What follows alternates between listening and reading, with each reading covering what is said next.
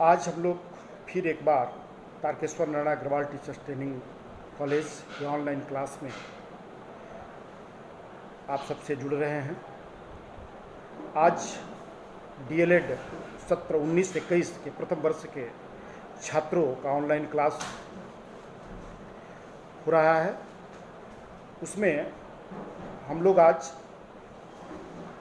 शारीरिक विकास को प्रभावित करने वाले प्रमुख कारकों की चर्चा करेंगे। इसके पहले हम लोगों ने शैशवावस्था से लेकर के किशोरावस्था के शारीरिक विकास को हम लोगों ने क्रमवार देखा कि किस तरह पे उनका विकास होता है, उनकी लंबाई, उनका भार, उनके जो है मांसपेशियों की वृद्धि, उनके सिर और मस्तिष्क की वृद्धि किस प्रकार के होती है।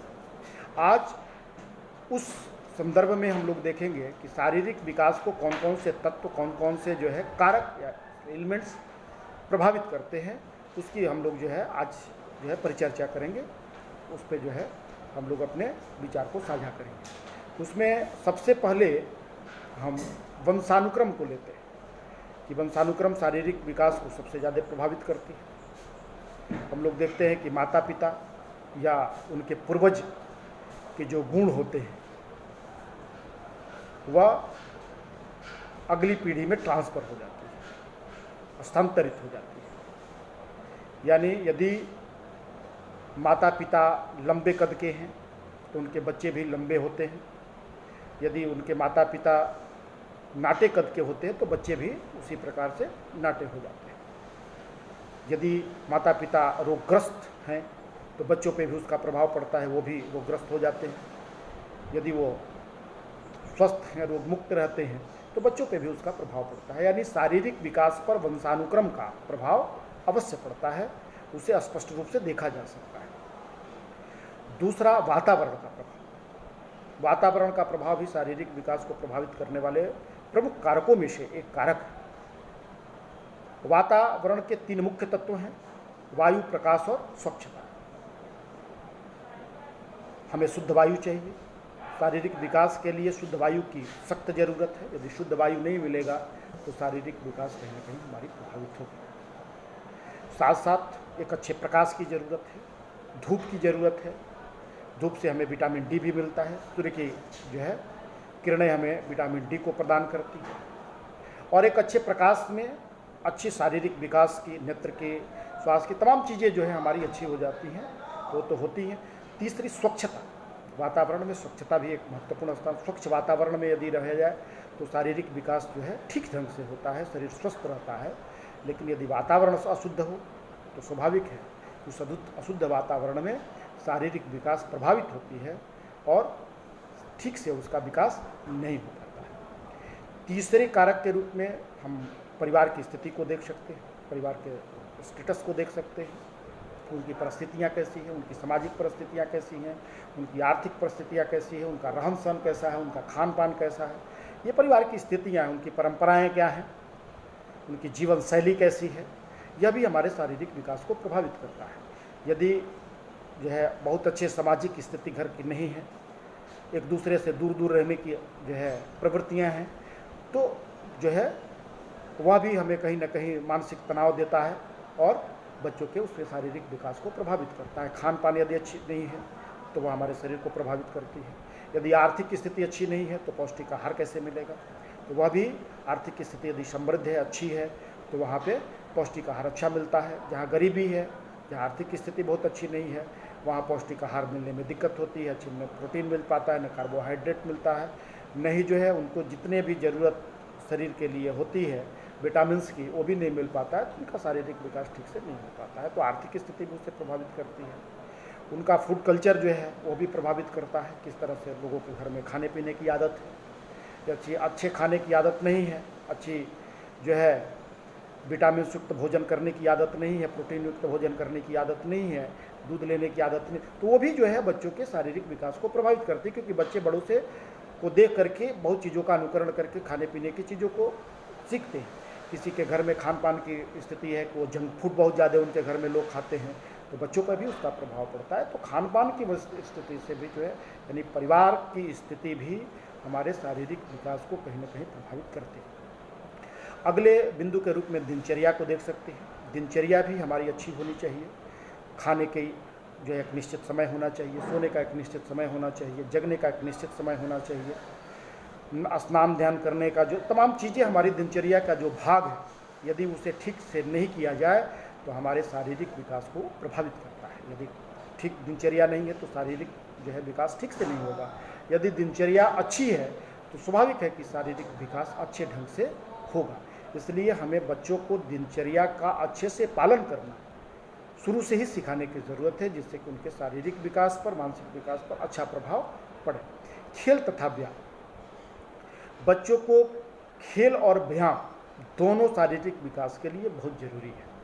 वह खेल के माध्यम से थोड़े से थकान उनको होती है, थकान होती है तो खाने पीने की इच्छा होती है, डाइजेशन सिस्टम उनका ठीक रहता है, व्यायाम करते हैं तो उनकी स्थिति, शारीरिक स्थिति ठीक रहती है, पूरा शरीर में जो है कोई रोग नहीं उस तरह से होता है। तो व्यायाम और जो है खेल यह बच्चों के लिए बहुत ज़रूरी है। खाना का ठीक से पचना, तमाम तरह की चीज़ें जो है उसके माध्यम से अच्छी हो जाती हैं। तो बच्चों को खेल और व्यायाम पर विशेष ध्यान देने की ज़रूरत है, जिससे कि उनका शारीरिक विकास ठीक से हो सके। विश्राम तथा निद्रा, यह भी शारीरिक विकास के लिए बहुत ज़रूरी है। यदि वह बच्चे थक गए तो उन्हें विश्राम की ज़रूरत होती है। बच्चों को एक अच्छी निद्रा की ज़रूरत होती है। वह स्वस्थ होने का प्रमाण है। अच्छी नींद नहीं आएगी तो इसका मतलब कि शारीरिक अस्वस्थता कहीं ना कहीं है। तो यदि ठीक से वो सोएंगे तो स्वाभाविक है कि उनके शारीरिक विकास पर उसका अच्छा प्रभाव पड़ेगा।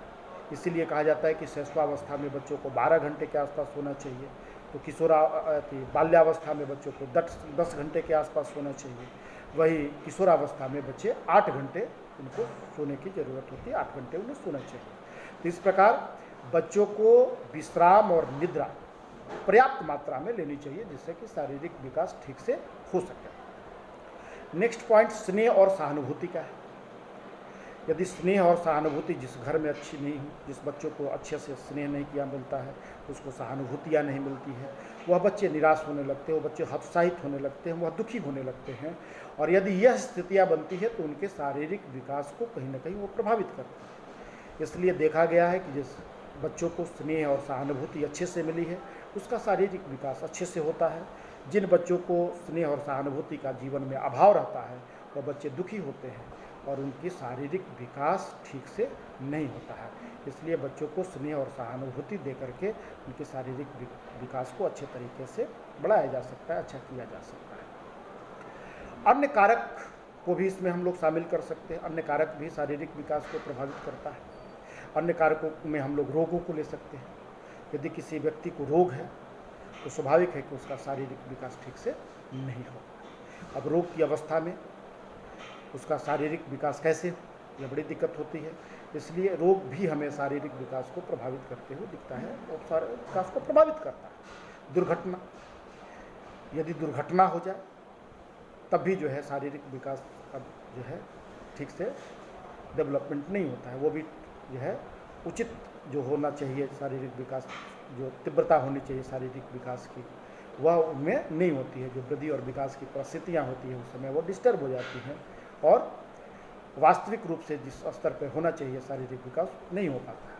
अतः दुर्घटना भी शारीरिक विकास को कहीं ना कहीं प्रभावित करती है। प्रभावित करने वाले कारकों के रूप में उसे जाना जाता है। भौगोलिक परिस्थितियाँ, यदि हमारे शारीरिक विकास को भौगोलिक परिस्थितियाँ भी प्रभावित करती हैं। भौगोलिक परिस्थितियाँ यदि अच्छी नहीं हो तो हम देखते हैं कि वहाँ शारीरिक विकास अच्छा नहीं होता है। इसलिए शारीरिक विकास के लिए अनुकूल भौगोलिक परिस्थितियाँ भी होना बहुत जरूरी है।